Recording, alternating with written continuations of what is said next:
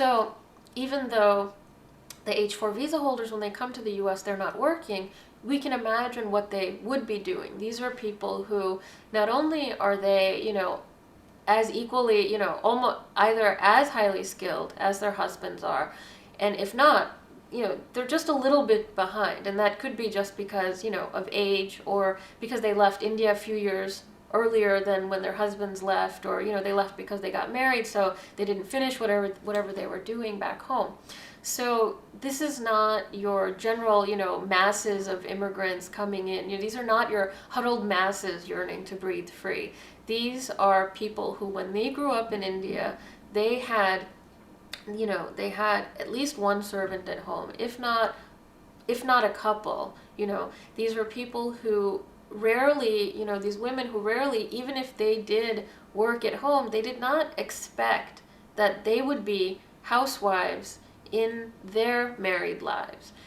In the survey that I've done, I surveyed 100 women, the majority of whom were Indian, and all of them, except a handful, said that they expected that after they got married and came to the US, that they would be working full-time, right?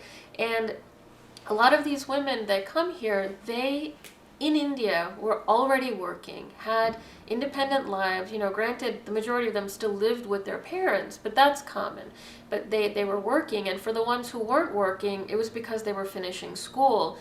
And had they not gotten married, they probably would have worked in India before getting married, right? So for the ones who didn't work before coming to the US, it was only because they got married and then came to the US that they didn't get to work in India. I've spoken to a lot of people who said, including H4 women as well as their spouses, who said that it is a choice that they made and they chose to come here. What do you feel about that? So one of the things that I asked in my survey is, did you know that you couldn't work before you got married? Did you know that an H-4 visa holder could not work before you agreed to marry this person and came to the US? And all of them, with the exception of like a couple people, right? All of them said, yes, I did know.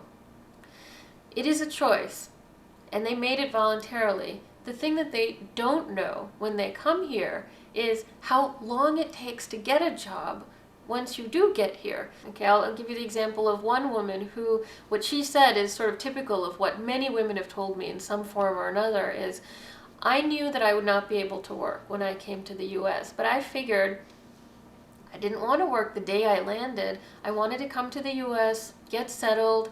I've been hearing about America my whole life. I wanted to do a little bit of traveling, get settled, learn how to cook and get settled there. A few months later, then I would look for a job, maybe 6 months after getting there. I'll get my own H-1B. I'm educated, I have qualifications, I worked in India. How hard could it be to get a job there?